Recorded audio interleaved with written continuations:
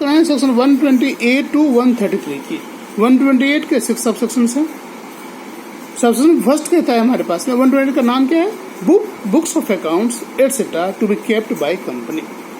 पहला सेक्शन बात कहता है कि every company shall prepare and keep at its registered office books of accounts and other relevant books and papers and financial statement. तो 3 बातें हो गई। एक तो एवरी कंपनी के ऊपर में है। दूसरी बात ये कहता है कि आपको relevant books and books of accounts रखना रजिस्टर्ड ऑफिस पर रखना है। 2 बातें पहले हो गई क्या कि एवरी कंपनी को, हर कंपनी को रखना है। कहाँ पर रखना है, तो आपको रजिस्टर्ड ऑफिस पर रखना है।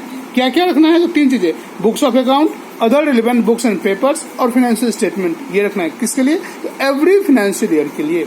ये क्या होना चाहिए, तो which give a true and fair view of the state of affairs of the company including that branch office की भी बुक्स एंड पेपर्स आपको रखने होंगे। और इसके अलावा क्या, तो ये एक्रूअल बेसिस पर shall be kept on accrual basis and according to the double entry system of accounting. इसमें प्रोवाइजो है, provided that all or any of the books of account efforts and other relevant papers may be kept at such other place in India as BOD may decide। मतलब क्या है, proviso कहता है कि BOD को मन करेगा तो वो कहीं और भी रख सकती है, लेकिन अगर ऐसा करता है तो आपको where such a decision is taken, जिस दिन आपने डिसीजन लिया उसके 7 दिनों के अंदर में within 7 days thereof file with the registrar को फाइल करना है आपको a notice in writing giving the full address of the other place। अब जो जिस अदर प्लेस पर रखेंगे उस पर आप रजिस्ट्रार को 7 दिन के अंदर में AOC 5 में आपको इन्फॉर्म करना पड़ेगा। 7 दिन के अंदर में किसने इन्फॉर्म करना है, फॉर्म में AOC 5 में इन्फॉर्म करना पड़ेगा। अब रूल्स में कहा गया है कि आप चाहें तो इलेक्ट्रॉनिक फॉर्म में भी रख सकते हैं। Books maintain in electronic mode shall be, क्या होना चाहिए वो, या पहली बात तो एक्सेसिबल इन इंडिया होना चाहिए, यूजेबल फॉर सब्सिक्वेंट रेफरेंस। दूसरी बात क्या, रिटेन करना चाहिए in a format originally generated, जिस फॉर्मेट वो ओरिजिनल जनरेटेड था उसी फॉर्मेट में आपको रिटेन करना है। Branch office information not to be altered, जो ब्रांच ऑफिस इन्फॉर्मेशन है उसको आपको अल्टर नहीं करना है। इन्फॉर्मेशन जो डिस्प्ले होना चाहिए वो लेजिबल फॉर्म में होना चाहिए और प्रॉपर सिस्टम आपके पास में होना चाहिए, स्टोरेज, टेबल, डिस्प्ले या प्रिंट आउट का, जिसको आप डिस्पोज नहीं कर लेंगे अनलेस परमिटेड बाय लॉ। इसके अलावा periodical backup of books in servers होना चाहिए, जो भी फिजिकल लोकेटेड इन इंडिया में हो, जो फिजिकल लोकेटेड इंडिया में हो उनके आप पेरियडिकल आपको बैकअप लेना चाहिए। इसके अलावा क्या कि एनुअली आपको इंटीमेट करना चाहिए आरओसी को नेम, IP एड्रेस, लोकेशन, जो भी आप क्लाउड पर मेंटेन कर रहे हैं उसका एड्रेस। 128 सेक्शन 2 कहता है कि where a company has branch office in India और outside India it shall be deemed to have complied with the provision of section 1 if proper books of accounts relating to the transaction affected at the branch office are kept at that office and proper summarized returns periodically are sent by the branch office to the company at registered office or other place refer to section 1। कहते हैं हमने आपको section 1 में जितनी भी बातें कही है रखने के लिए ब्रांच ऑफिस के बारे में वो सारी आप वहां पर रखिए, लेकिन अगर आपने ऐसा किया कि पीरियडिकल रिटर्न आपने भेज दिया तो ऐसा डीम कर लिया जाएगा कि आपने प्रोविजन को कंप्लाई किया है। फिर हम बात करते हैं सेक्शन 3 की। सेक्शन 3 कहता है कि आपने जो भी बुक्स ऑफ अकाउंट्स मेंटेन किया रजिस्टर्ड ऑफिस पर वो उसको कोई भी डायरेक्टर ड्यूरिंग बिजनेस आवर्स में आकर के उसको देख सकता है। और अगर आपने इंडिया से बाहर बुक रखा हुआ है तो फिर एज में भी प्रिस्क्राइब्ड में डायरेक्टर के मांगने पर आप उसको copy of such financial information आपको मेंटेन करना होगा और प्रोड्यूस करना होगा। और प्रिस्क्राइब्ड की बात करें यानी रूल की बात करें तो वहां पर हमारे पास 4 बातें रखी है। पहली बात तो ये कि जो समराइज रिटर्न होगा वो आपको मेंटेन करना, वो रजिस्टर्ड ऑफिस पर आपको भेजना होगा क्वार्टरली इंटरवल पर। कब? क्वार्टरली इंटरवल पर, और वो kept open to directors for inspection. इसके अलावा अगर कोई ऐसी इन्फॉर्मेशन है जो डायरेक्टर को चाहिए तो वो आपको पूरी डिटेल में, फुल डिटेल में जो भी उसको इन्फॉर्मेशन चाहिए वो बताएगा, किस पीरियड के लिए चाहिएगा उसके लिए वो आपको बताएगा। और कंपनी को विदिन 15 डेज में ये इन्फॉर्मेशन प्रोवाइड करना पड़ेगा। और ये जो इन्फॉर्मेशन है वो डायरेक्टर को खुद से ही मांगनी होगी, नॉट बाय और through his power of attorney holder और एजेंट और रिप्रेजेंटेटिव। यानी पावर ऑफ अटर्नी वाला, एजेंट या रिप्रेजेंटेटिव, इनके थ्रू वो नहीं मांग सकता है। सेक्शन 4 कहता है कि जब भी कोई इंस्पेक्शन होगा तो उस कंडीशन में ऑफिसर्स और अदर एम्प्लॉय जो होंगे वो आपको पूरा हेल्प करेंगे। और एग्जैक्ट वर्डिंग देखें तो ये कहता है कि where an inspection is made under subsection 3 the officers and other employees of the company shall give to the person making such inspection all assistance in connection with inspection which the company may reasonably be expected to give. Section 5 कहता है कि ये जो books of accounts etcetera है वो आपको 8 सालों तक है, 8 not less than 8 financial years immediately preceding a financial year के लिए आपको रखना है। और अगर आप 8 साल से कम के तो उतना ही रखोगे, लेकिन अगर प्रोविजन दे रखा है अगर कोई इन्वेस्टिगेशन चल रहा है कंपनी का तो उस कंडीशन में सेंट्रल गवर्नमेंट आपको डायरेक्ट कर सकता है कि आप सच लॉन्गर पीरियड के लिए इसको आप रखो। सेक्शन 6 कहता है कि अगर एमडी, डब्ल्यूडीडी, सीएफओ या any other person charge by board contravene करता है कोई प्रोविजन को तो उसको पनिशेबल है क्या कि पहली बात ये इम्प्रिजनमेंट 1 साल तक के लिए अंदर जाएगा वो, और दूसरी बात फाइन उसको 50,000 से लेकर 5 लाख तक की होगी या फिर दोनों।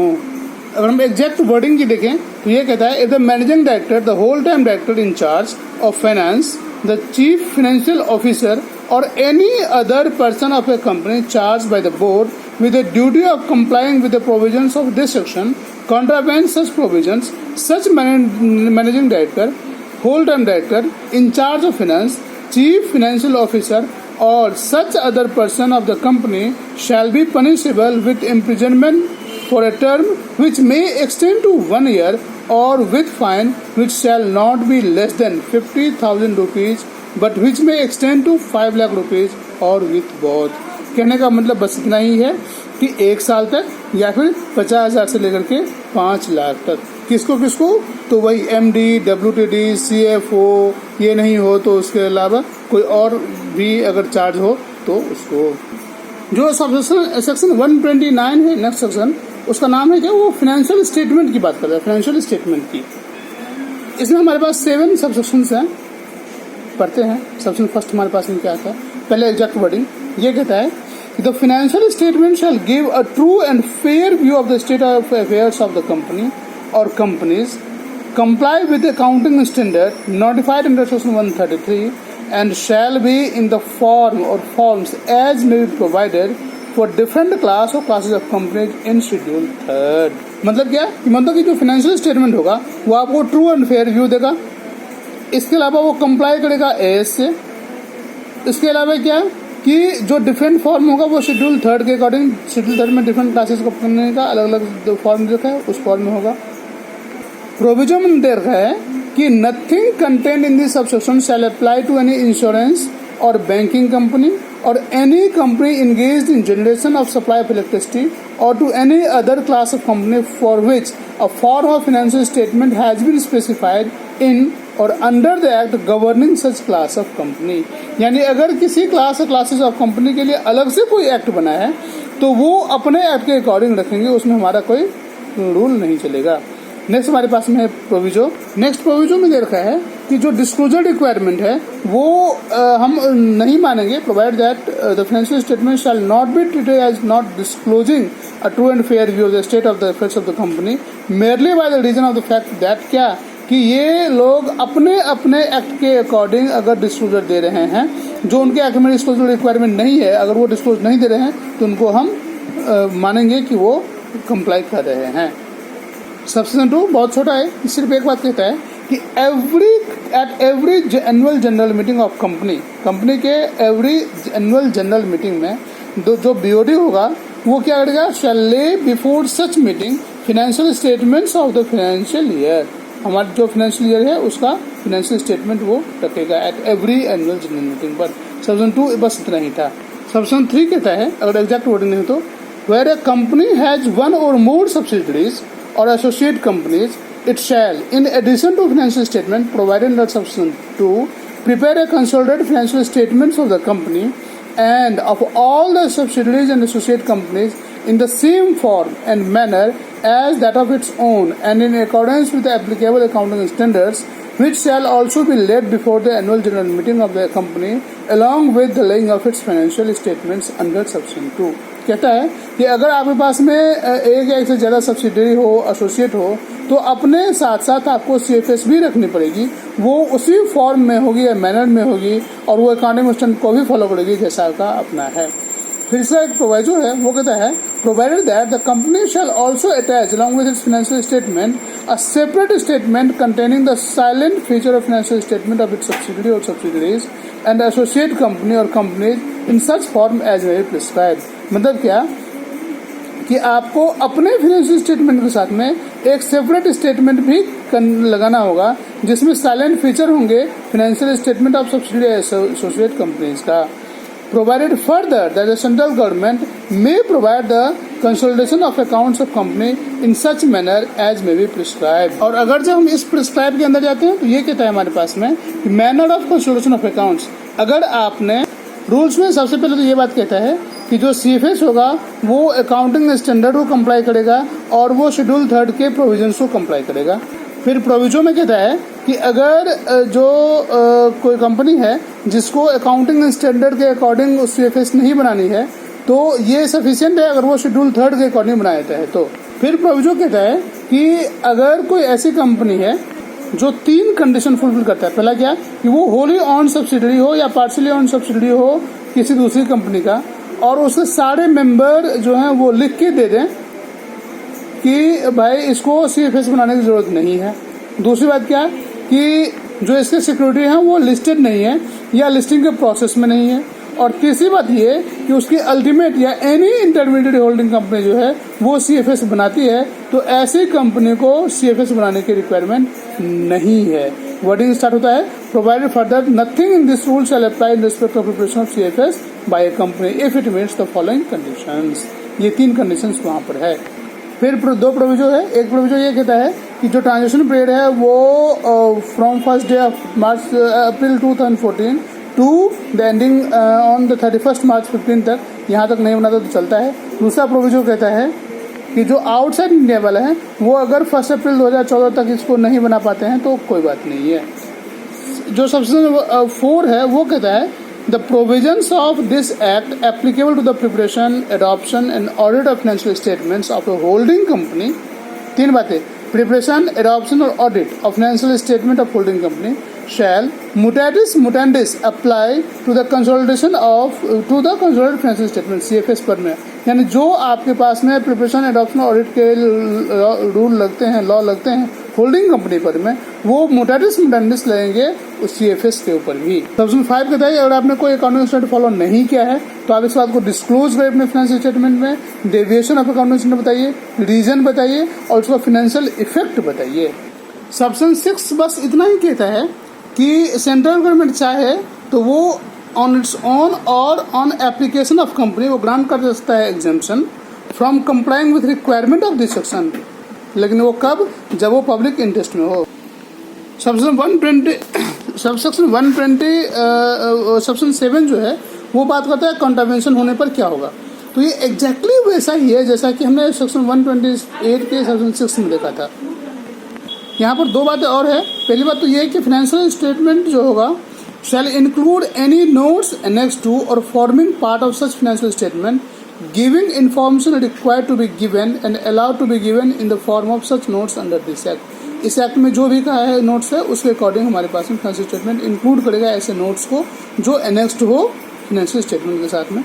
और एक और बात ये है कि 129 जो होगा वो not applicable to government company engaged in defence production to the extent of application of AS on segment।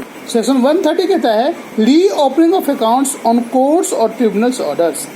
क्या कहता है a company shall not reopen its books of account and not recast its financial statements unless an application is made in this regard unless an application in this regard is made by the central government। नाम देख लो, central government होना चाहिए, state government हो, central government, state government नहीं, इसको फिर से अ company shall not reopen its books of accounts and not recast its financial statements unless an application this regard is made by central government.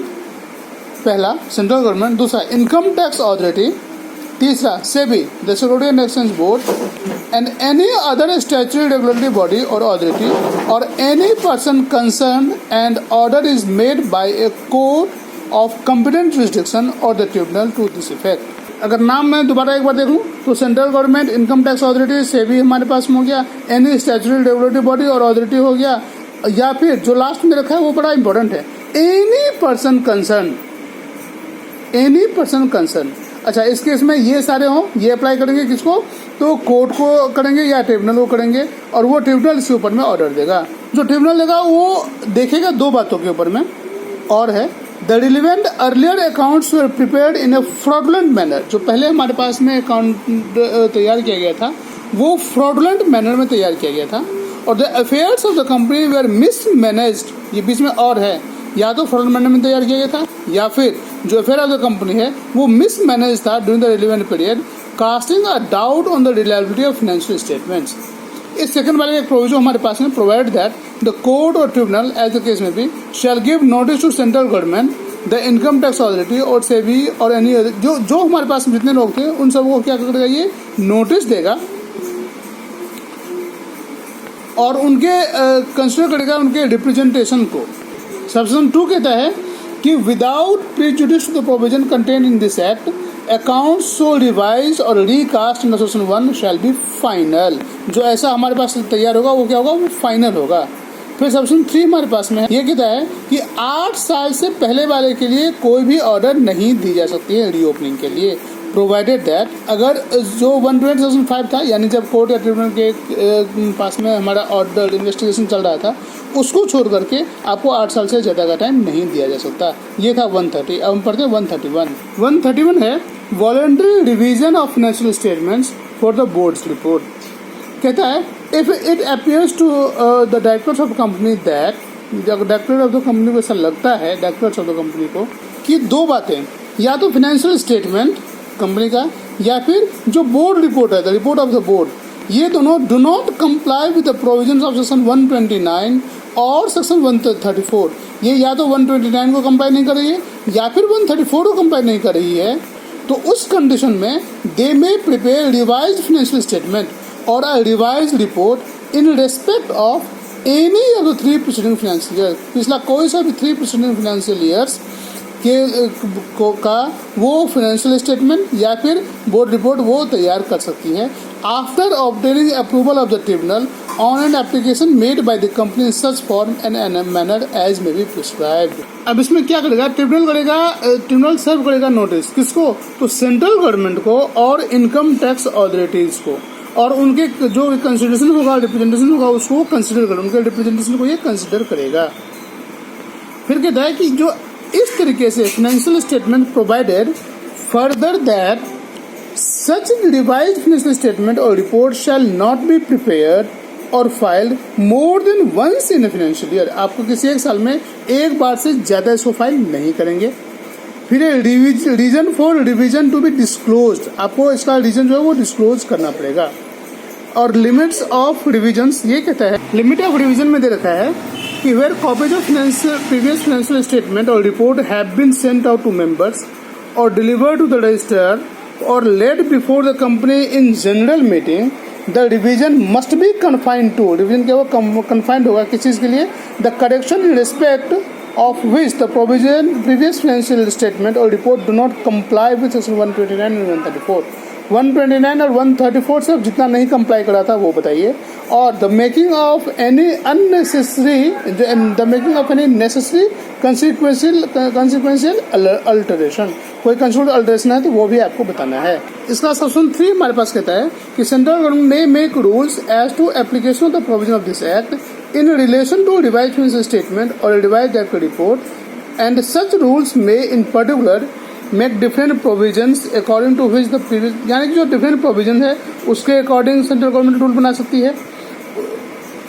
Make different provision according to which the previous financial statement or report are replaced or are supplemented by a document indicating the corrections to be made. इसके अलावा क्या कर सकती है, तो make provision कर सकती है with respect of functions of the company auditor in relation to revised financial statement or report. और तीसरा क्या, require the directors to take such steps as may be prescribed. Next section हमारे पास 132 है, ये बात करता है कॉन्स्टिट्यूशन ऑफ नफरा की। ये एक बहुत बड़ा सेक्शन है, लेकिन हमें एक छोटे से में रीडिंग करके निकलना है। Simply central government may by notification constitute करेगा नफरा को। उसके बाद notwithstanding anything contain in any other law for time in force, NFRA shall क्या करेगा, make recommendation to central government on formulation of laying down of accounting and auditing policies. क्या क्या, accounting auditing policy or standards for adoption of companies or class of companies or their auditors as the case में भी। इन सब चीज के लिए नफरा जो है वो रिकमेंडेशन भेजेगा सेंट्रल गवर्नमेंट को। मॉनिटर करेगा और इन्फोर्स करेगा compliance with AS and auditing standards in such manner as they prescribe. Oversee करेगा quality of services of professionals associated with ensuring compliance with such standards and suggest करेगा measures required for improvement in quality of service and such other related matter as they prescribe. Perform करेगा such other functions relating to clauses A B C, यानी अभी ऊपर जो बात की इनसे relating कुछ भी क्लॉज के लिए वो काम करेगा।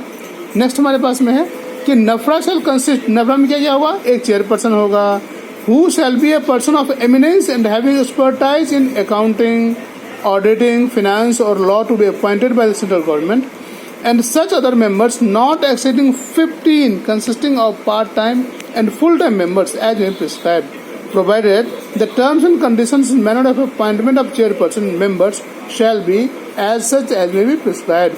फर्दर प्रोवाइड किया है कि चेयरपर्सन मेंबर्स होगा वो डिक्लेरेशन देगा सेंट्रल गवर्नमेंट को किस चीज के लिए, प्रिस्क्राइब फॉर में regarding no conflict of interest or lack of independence in respect of उनके अपॉइंटमेंट में।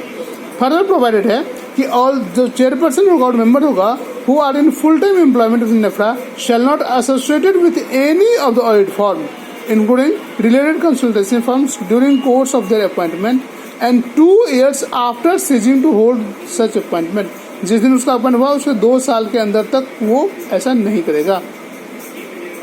फिर है notwithstanding anything contain in any other law for time in force, NFRA shall क्या करेगा, have power to investigate either suo motu or on a reference made to it by central government for such class of bodies or corporate or persons in such manner as may prescribe into matters of professional or other misconduct committed by any member or firm of CA। फिर क्या कहता है provide में कि no other institute or body shall initiate or continue any proceeding in such manner or of misconduct where NAFRA has initiated an investigation under this section। इसके पास में same powers होगा as are vested in civil court के पास में under code of civil procedure while trying a suit in respect of following matters, क्या discovery and production of books of accounts and other documents at such place and at such time as may prescribed by the NAFRA।